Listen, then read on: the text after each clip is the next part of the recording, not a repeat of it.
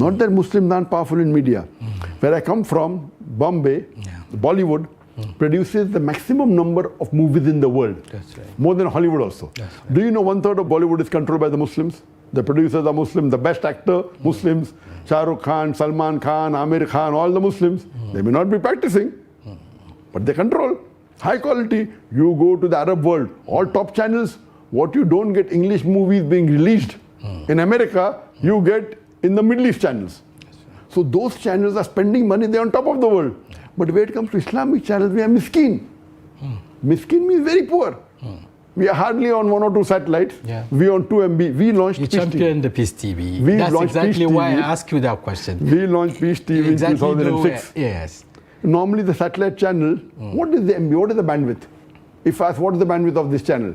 How many MB? 2, 3. Our bandwidth, one satellite is 10 MB.